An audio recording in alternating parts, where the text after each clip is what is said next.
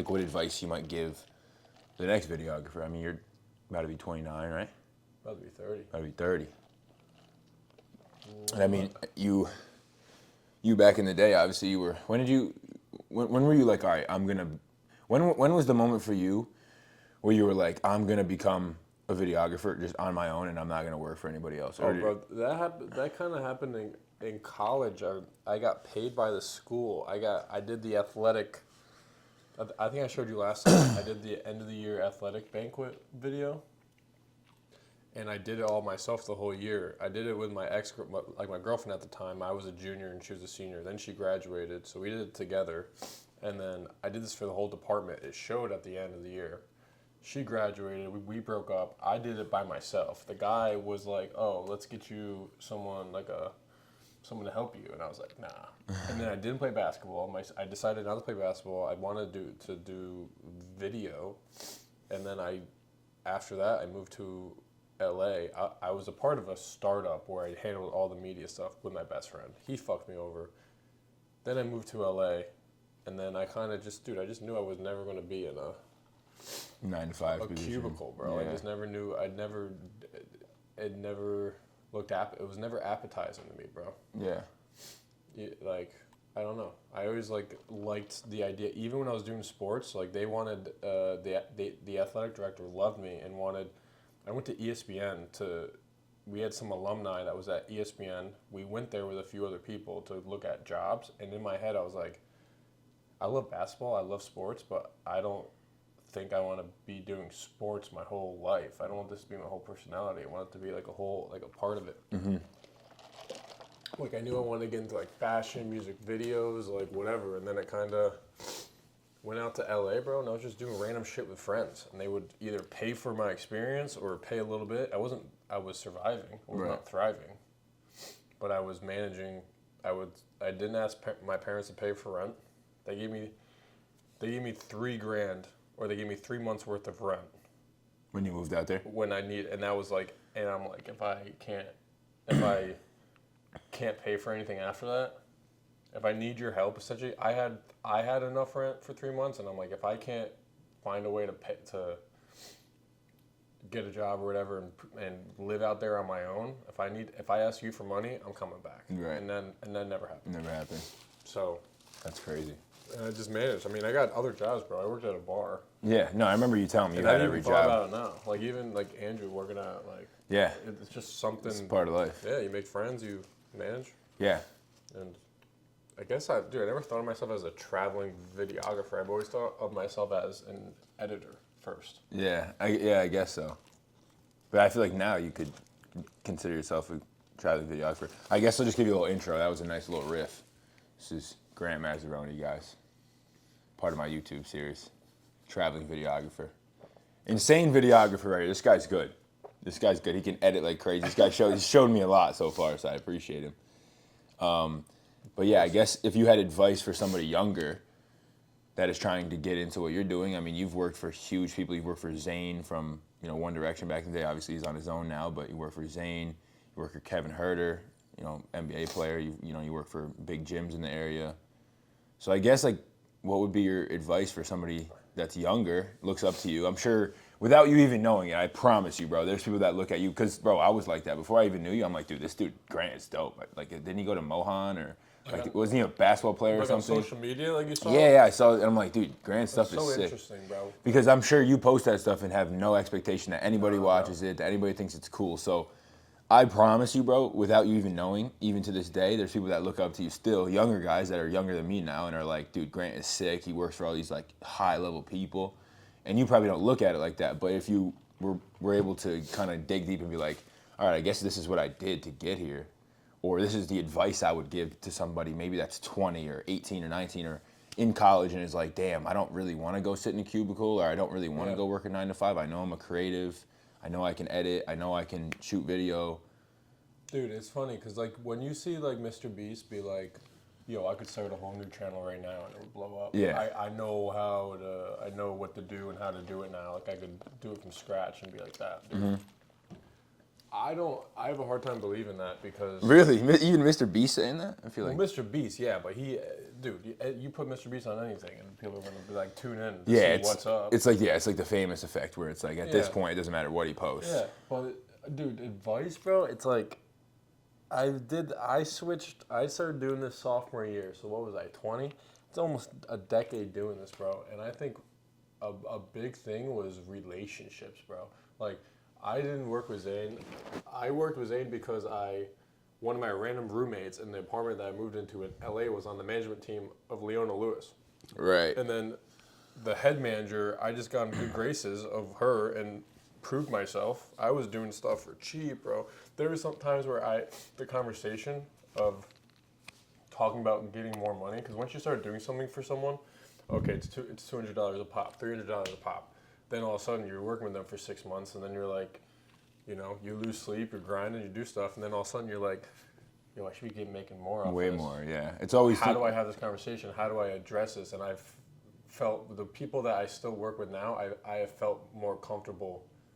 I have, like I said with the gym, like I feel comfortable saying those things. There's times where I feel so. Do you think it's they make you comfortable saying it, like that you feel like you have that open line to talk to him about, or is it something that you had to learn over the years? Yeah, I had to learn that, bro. Do you think it's all you, or you think it's dependent on the relationship? Like, for example, with the Both. gym, it's like you feel comfortable because they make you feel comfortable. If they were like pissy every time you brought up a new thing, Yeah, bro. There's people that I just like. There's people that there's this one guy that I worked with that gave me notes and notes and notes, bro. Pages of notes where I would just look at it and I'd be like, what the fuck? yeah, because as a videographer, trying to take notes and apply it to something that is like a creative process in its own. Dude, at the end of the day, it's a collaborative effort. So like when I'm working with someone, essentially I'm getting paid to make this person look cool. They trust me to make them look cool, Right. essentially. That's Like, essentially what you get They're paid hiring me for. to make them look good. If Like, you break it down to the dumbest, Yeah. that's what it really is. And the like even like real estate, like I have a flavor. Like I can like there's real estate, there's weddings, there's all these like stencils and templates of how to do these certain types of videos. You go and you look up a wedding. 9 out of 10 of them all look the same. Like Yeah. there's like a stencil, and especially when that's your business. Like I said, I could have got stuck with just sports. There's people out there that were stuck with just weddings, and good for them because there's money in that. Yeah. There's a season of it too. There's like a summer season, spring season, I like guess whatever. in the Northeast, yeah. Yeah, and then, but that's all you're doing, and that shit is. That's a reality I came to too. I was doing weddings, like I think any videographer does. They know, like, oh, you know, try it out, it's bro. like you get a friend that wants experience. you to, you want, a friend wants you to shoot their wedding. You do it for $1,000. Then you realize that $1,000 is not even close to enough money for a wedding. But then you do realize, like, wait, this is just a business. Like, if I'm gonna be a wedding videographer, I gotta be a wedding business. You know? Yeah, because then you're there. 5 people are gonna walk up and talk to you about and ask for a card. Yeah. And they have a cousin who's getting married. They Right. know someone. That's how it happens for me. Still, it's just like, oh yeah, what do you charge for weddings? Nowadays, I'm like, I wouldn't say a ridiculous number, but I say a number where it's like, if they say yes, I will be more than happy to go shoot that wedding. I'm not gonna do something and be like, oh man, I wish I would have asked for more money. Yeah, but Drew told me that you just throw out a number. I love that idea where you just like if you don't feel like doing something, Just make it a number that is, absurd number that's like they're gonna say no. Yeah. And then all of a sudden they say yes. and you're like, oh my god, okay, I'll do it. Yeah. Because half the time you enjoy doing something, but it's not being paid enough. Eventually you start getting discouraged and you drag your feet a little bit. You don't stay up to it. You don't grind. The grind kind of Falls off. brakes wear down. Like Yeah. it just like all of a sudden you're just like not. Then you're not inspired. doing it. You're not doing it to make it look good. You're just doing it to get it done. Exactly, bro. Yeah. Exactly, bro. So I asked you this on our walk back from getting Dunkin'. For somebody, and maybe you don't have the answer, so you don't have to pretend like you do if you don't. But for somebody that's kind of confused, and I would say I'm kind of somewhere in that boat of like picking a niche, picking something to go after. Do you feel like there's a way to obtain a client or obtain a niche industry that you're shooting for that like makes sense for you? You think it's just a complete trial and error thing? Like for me, like I'm kind of done shooting weddings. I'm not gonna go out there and seek them. You tried it, but like, dude, yeah, if the money's right, the money's right, and you have experience of already doing it. Yeah. Dude, for me, I've been referred this whole way. Just basically, your whole life has just been I have referred. a website that I haven't updated in a minute. I have no Zane stuff on there. I have no Iron Culture stuff. I barely post Iron Culture on my own Instagram. I repost on story, but I I feel weird. I know I should, but then there's never like a right time kind of thing, and then I talk myself out of it. Again, doing stuff for yourself, finding a way to like all these creatives online, you kind of fall in love with what they're doing for themselves. Right, like the passion they have behind And then it. all of a sudden you find out that they did a spot for North Face, and you're like, Right. oh, Yeah. shit. But they got North Face saw them through them Their doing own stuff. Yeah. So that's where I was just like. So you would recommend people get more creative in their own way to get the eyes of I'm trying to fall back in love with that side of me. right, because I know what it's like to get caught up in the hey, my clients need this, I got to get this done, and I'm not thinking about what's my And content. essentially, bro, you like you said, you saw me doing like whatever you saw, but whether I was doing it for someone, but I was doing it for myself for a long time. Right. Like getting paid, like even in LA, like I was not getting, like I was around all these people that were getting like music videos and all this stuff, and I was just doing homie type shit. Yeah, like, homie collabs. Homie rates. That Yeah. were fucking, I hate homie rates, and I bro. would put my blood and soul into, like my heart, blood, and soul into it, and then. But that's kind of a testament, right? That probably sets you up for the future to be like, all right, well, you learned a lot, you became a lot better, and that's why you have the opportunities now. So Yeah, bro. I guess that would be your advice, right? I did It's a like, bunch of BTS. There's like a bunch of smaller, like behind the scenes of a bigger production. You get to see how like shit goes down. And dude, doing a whole feature film, doing this, like, dude, that shit intimidates the fuck out of me. I don't really think I'd want to do that because I think there's so many levels to it, and people spend their entire lives making feature films. And for me to just hop And in and be then- like, hey, I'm going to make a and you feature don't- film, like, I don't know what I'm doing. Exactly. And there's people with the budget has to be like $1 million or hundreds of $1,000s, and it's just like, I don't know. I like this, dude. Like I'm a one-man band, bro. Like you're talking about allocating and giving other people smaller, like to Yeah, I noticed build you up. don't really do much of that. I don't. Well, like you I said, don't. I probably should, but I don't. But I don't know what I would do it with. Like there's like the whole working like collaboration, dude. It just like I struggle finding someone that's like an apprentice type or. and you can trust to like be like, okay. I think the only thing that they could do for you is literally sift your footage. Like you take. Yeah, but I need to know my footage. Right, that's the other thing too. I've thought the same thing. I've gone back and forth where I've paid people to do my stuff, and then I go back and I'm like, the quality just drops so drastically when you do and that. people pay for your type like. Yeah, they pay for your touch on it. Yeah, like when I said that, like I was doing all these different types of genres, I was bringing my own flavor to that genre. Like real estate, like I was bringing my own cool editing to it. Weddings, I'd bring my own like sound, like these little sound effects, these little moments in there, Yeah. like that. Like someone, it's just a creative. Someone probably smokes a little bit of weed, thinks about like doing it. Yeah, Like, yeah. it's like I would bring, and then dude, some people sometimes it's not a good fit either. Like sometimes it's just like not.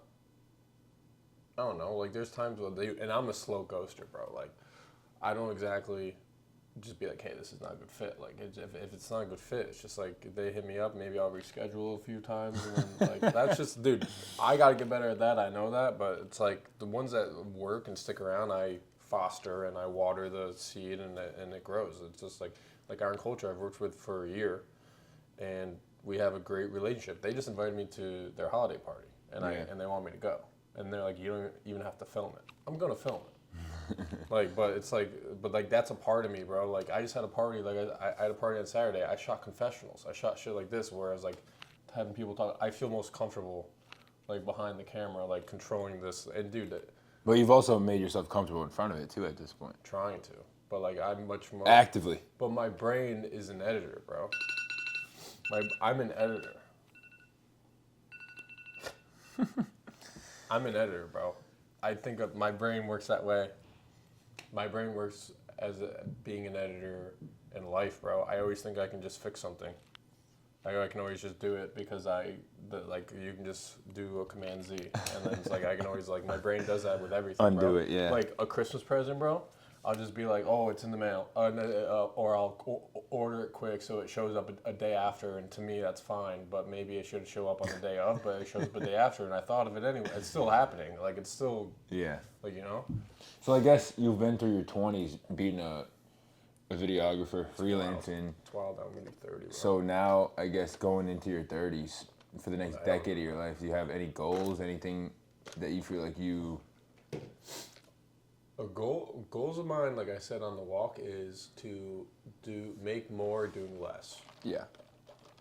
Whether it's a bigger. Meaning price making more money doing less work. Yeah. I think, this is one thing I've always said to people, is that I think people come to that reality sooner or later. Like, I think people realize, like... Well, yeah, because you want money. Dude, the whole goal of it is life to make is money, bro. Well, the whole goal of, I think, of life is to be able to do whatever you want. And how do you do that? Is you make a lot of money doing not that much work. And I think there's this weird, like, American culture that we have where people want to, like, lie to themselves and put on this front that, like, oh, you know, I'm a workhorse. I want to grind. You know, I want to work 80 hours a week. Like, I don't think anybody in their right mind wants to work 80 hours a week. Now, do they want to because they know what's going to come from it? Yes, of course. Yeah. It's a different story, though. I always say, like, if you were 5 years old and I asked you, what do you want to do for the rest of your life? You would say, whatever I want, whenever I want. And what does that mean? Making a crazy amount of money and not doing that much work. To not worry about it, bro. Like, I've even said to my girl, like,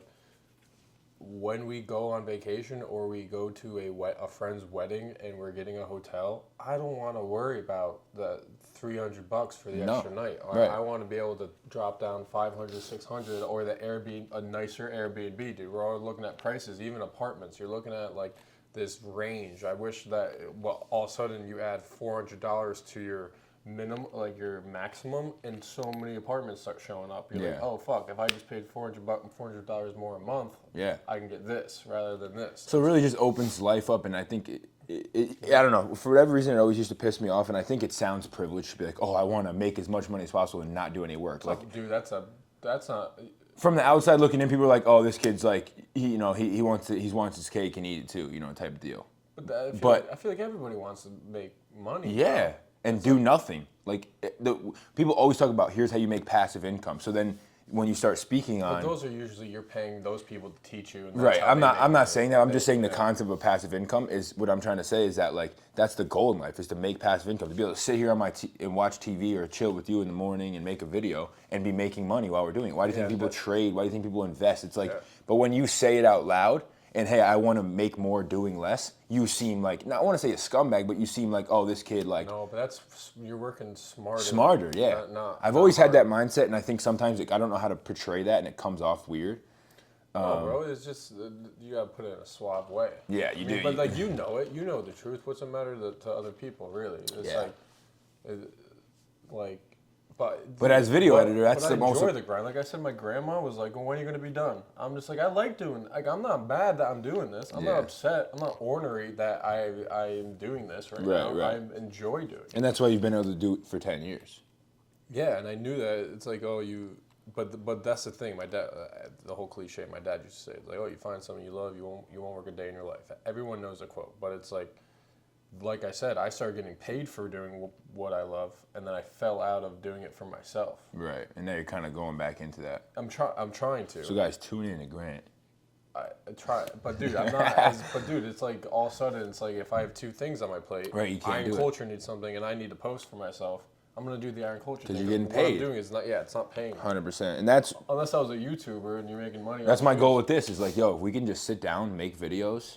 And that's, but there has to be a reason for people to be even interested. There's no reason right now. This is more just documenting like different people. And you kind of knew me by extension. Like someone who has no connection to me whatsoever. How do they stumble across me, and how do they even perk their ears up to me? I mean, stuff like this. I don't have a goal for this series. I think I just wanted to sit down with different people. Different things come to my mind, just like be more long form. Yeah, dude, you get to pick people's brains too. And talk, and just talk through it, and like have a place where somebody can just sit down and like throw this on in the background. Like I think the days of the short stuff, like I think that's all good, and like it's like the eye-catching stuff because people scroll more than anything. But I think there is, and I feel it myself. There's a need for people to like just throw a podcast on or something mini like this. The way I look at this is like this is kind of like a little mini podcast. It's simple little setup, and we're just talking about stuff. But well, dude, I feel like with that being said, there's so many of these that there's Yeah. so many people. Like even like the ones you made, I would not know those people unless I knew you, unless I've seen it on 100%. like you repost it. I would Yeah. never stumble across that. Right. Like, And I always think that that's one of the biggest things to get over for me, because that was always the paralysis that I had by sitting there and analyzing it and be like, well, who's really going to watch this? And like, why am I making this? Or what's the goal? I'm like, yo, honestly, at the end of the day, I just got to make anything. well, exactly. Like you said before, like you, without me knowing, you've been inspired by my work. Like I wouldn't, like I don't, again, I didn't know. I don't know these things. Like I'm just putting it out there to make myself a little bit happier. Yeah. But dude, I get anxious about like before I press post or what I'm gonna post 100%. or whatever, bro. Like Always.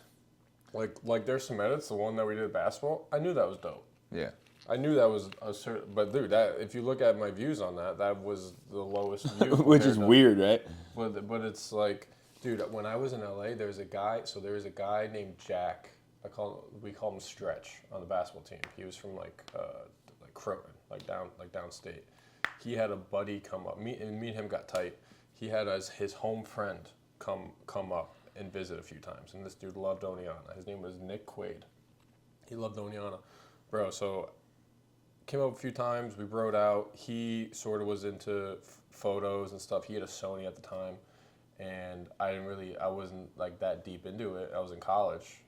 I went to LA. I was there for a year. I was posting my stuff because like when you first get to somewhere new, like when you move somewhere new, you start there's a anonymity to it where you start filming and you really don't care. When you're in 518 and you're just like filming yourself at fucking apartments, it can feel weird because people know you. Yeah. And there's like a reputation. That's what I like about living here now, is that I don't care. Exactly. Nobody knows me. Exactly. So I was doing that in LA and I was just posting a bunch of shit, bro. I was just trying to be creative or whatever. And dude, this dude hit me up and said, oh, he's like in LA. And I was like, okay, cool. We met at Barney's Beanery, which is like a sports bar out there. I saw Bob Manery there one time. It was pretty cool. But who's that dude anyway? I like Bob. I mean, right. he's nice. But it was just like, oh, it's like I saw it like he was Yeah. just there. But dude, this guy, so me and him end up smoking a joint outside in the front, and he's wearing an Oneana shirt. And I was there for a year at the time, and I was very comfortable in my skin out there. Like I had built like friends, and I had a job and network. I was making some money. It was not like, but he ends up telling me that he moved out there because he watched my journey. Bro.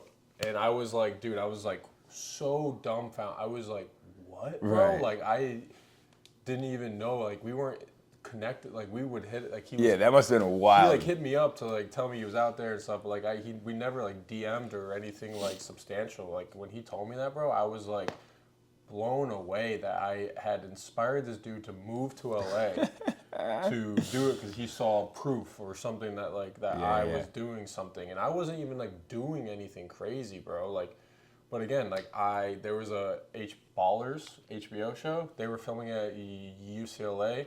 My brother's friend from college, fiance or friend was like a producer on the show, and I was a PA on the campus. I did like these random little odd jobs that were cool because I was like, I got to work for HBO and was on the UCLA campus, and it was a day or two. Like if I wanted to go into that deeper into that, maybe I could have, but I never like. I don't know, bro. It was. That's wild though to hear that story. You're like, wow, that's fucked up. Yeah, and even you tell me like I don't know, like I'm just putting stuff out there for whatever. whatever, and I gauge. That's kind of how I feel about this though. Is like every time I sit there and think, okay, why am I posting it? It makes me not post it. It's like that paralysis type thing. You analyze the shit out of it for so long. Why am I posting it? Who is this serve? It has to be perfect. Yeah. It has to be perfect. It has to serve somebody. It has to mean something. It's like, nah, fuck that. Like I'm literally just making these little sit downs, picking people's brains. I'm just gonna post it. Like there doesn't have to be a reason. I'm just gonna do it. I'm just gonna stack like 30 of them and just post for 30 days in a row, and then just go from there. Who knows? And it's kind of like what you're doing. Like I don't know, why are you making these little mini vlogs? I don't know. I just think it's fun. It's creative. It brings you back to what I like to do. Boom. There doesn't have to be any. I think that's what social media has gotten flooded with. Is like, why are you posting? Are you going viral? Who are you serving? Like, but there's like people like it's so interesting because there's this girl. Maybe I shouldn't say her name, but this girl and this guy were dating for like 5-6 years. Post college, they break up. She starts posting more, and I am like, there's people who put their lives on social media, and you kind of like give this like air out the nose laugh, like that's like you're doing too much. You're posting to your body too much. But she is on a journey for herself, and it's almost like a journal where she's posting constantly. And like, dude, I've been around her in real time when like we're out. She'll be Snapchatting, do it like sometimes she's too connected, but she is letting all these people know what she's doing and what she's up to, and like constantly she just lets things fly, bro. To me, I'm like, I gotta curate this thing, or I gotta like polish this thing before I put it out, like blah blah blah. Like I gotta like, but she just lets things fly, and it's honestly inspiring. But then I talk to the dude on the other side of it, and he's like, dude, she's acting like a whore. She's acting like a tramp, like da, da. And I'm just like, I see the duality of it. Like, well, obviously I don't see her being like a whore or a tramp, but like, he's an ex that is like a little sour, a little jealous that she's putting herself out there, and I'm inspired by her to be like, you just let things go. Yeah. Like, foo. Like you're not just. And that's a great example of somebody who doesn't overanalyze everything. And people like that. I'm telling you, when you just post on, I've even been but trying to. People know her, bro. People know like who she is, like because she's been doing. I'm not saying she's an influencer, but I'm saying like people are aware that she's up to. But there's like also a sense of like sometimes I want to be Batman where I'm fucking mysterious. And then there's times where I want. Kind of got to pick. Yeah, and it's like you like. But you can be in the middle. I think what you do is somewhat like that. It's like you're showing people what you're up to. You have this creative side, but you're not giving them like. I think there's a difference between sitting in your camera and telling people what you do all day, but doing like stuff like this where it's a sit down on a specific topic, or stuff like you where you're doing something creative. I think what you should do is do more of what you said, like get your 360 out and do more BTS stuff. Like I think it would be really cool. I think you have the personality.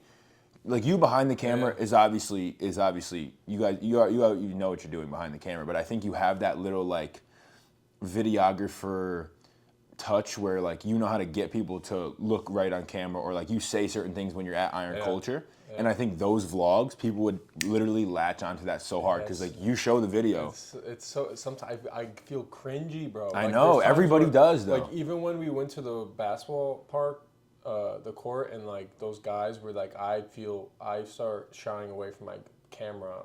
I'm not like a David Dobrik where I'm just like constantly like I think like, these are my eyes too. I think most normal people are like that, bro. Like when I go to sit down to edit this, I'm gonna be like, oh geez, like yeah. You know, bro. There's times where I've traveled around a bit, and there's times where I'm at places and I put the camera down and I am just soak in the moment. It's such an interesting because I'm aware of it in real time where I'm like, this is dope.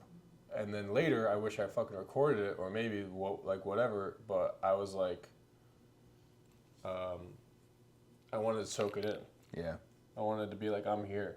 And there's times I've done that in Italy. Well, it's good to know. It's good to know that someone like you who posts dope stuff still feels that insecurity level about posting, because I think everybody feels that. Like literally everybody and their mother feels the insecurity level of. Oh, like, what are people going to think about this? I'm always measuring it by, you always measure by the views or engagement because you're trying to pop off. You're trying to I'm trying to get completely away from that, dude, to be completely honest. It's hard to because it's like these are the, I don't know. There's a guy was like, oh, what if Instagram just shut down? We just moved to something else. Exactly. But all your shit is on Instagram. Yeah, I know. Isn't that kind of scary? Andrew's talked about that before. He's like, dude, if they just shut my Instagram down, he's like, what would I do? Yeah, it's like, okay, have a portfolio, have a TikTok, have this, have that. And then, dude, it can get super overwhelming where it's like, dude, I haven't updated my portfolio, my website in a minute. And when people ask me for a business card, I'm like, just look at my Instagram. Yeah. I know, so I sound like, I don't know what I'm, like, unprofessional. There's people who's like, oh, you should get a business card. And I'm just like, I'm a visual person. Yeah. I go to my Instagram. You can see what I'm about. You can see the flavor that I add to this stuff. You're like, if like words won't put this into thing, and we can talk and we can chop it up. And like you said, I'm good. These like little. I've done interviews enough. I've interacted with stuff. And I saw this post where this guy was like, this producer says the number one thing is when I hire BTS people, like, is social. It's like, are they fun to hang out with? Are they are they a good hang rather than just like some weirdo borderline autistic person who can't interact with like dude, we're all on the spectrum. We're all a little bit autistic, and it's like we all have our little specialties to it. So it's like you got to be able to romanticize it or flirt with the clients in a professional way. Like you got to be able to like charm them or what be yourself, man. Like Well, I just had an idea. You should hire me one of these days to come take some BTS at you at Iron Culture. Yeah, dude. I was actually thinking maybe I have a bunch of these trainer tips that I got to do or testimonials, and I'm punching them out. Maybe you could help me if I send you a clip and you can just do one for now, and I can just see how you do it, and we can just like ice it out. Yeah. Because I have a bunch of these little like trainer tips that I think are kind of boring. Just like and I feel like you could add some excitement. Like kind of how you do the podcast. Like there's like little like graphics and that are just like tedious and like I'd rather be doing. Not that I would want to do the fun stuff, but some of those stuffs like stack up. I'll shoot like 5, 6 a day, and we only post once a week, so it's 4 a month. Yeah. And then all of a sudden, stuff from June isn't done yet, like, you know. So maybe I'll send it because I do. Again, that's outsourcing for you, bro. That's kind of like. And I trust that we'd even have a good line of communication to even navigate to a. That's the hardest part is finding somebody that is like. That's why for the longest time, like, dude, someone like Grant, I've never had a friend like you who I could literally be like, dude, if I gave you this footage, could you just whip this up and be confident that like it would look good? Yeah. You know what I mean? Yeah, dude, I struggle with that big time too. It's so because when someone asks me to do work, first question is like, is this shot? Because I'm an editor, bro. Like I survived through COVID doing this shit, editing. Like I was editing for people who were recycling footage, and I was like, I can edit anyone's footage, but I also have to relive. The thing about shooting, guys, you're a videographer, I'm shooting a whole day, a wedding, let's say it's an 8-hour day, 9-hour day, I have to now go relive that fucking footage. And think about that right now. Good parts, and then find the good parts. Like I have to relive this whole thing. 9 hours. So that's already out to even get the selects, to get to trim all the fat, to take all the bad parts off. That is already like, that's a job. I always say that's a job. That's already one. It's a day. That's a first pass, and then I have to find a song, which can take forever. Then I got to find a good title, like a good way the title comes up, and like all this stuff. And that's just for weddings. There's just other things, and you start icing out, and you have processes for each sort of genres. But it's just like. No, I'm with you. But that's when you have a good workflow with the people that you kind of find a theme. Like the first part of working with a brand or a client that you're starting off with, it's like, okay, how are we going to brand these people?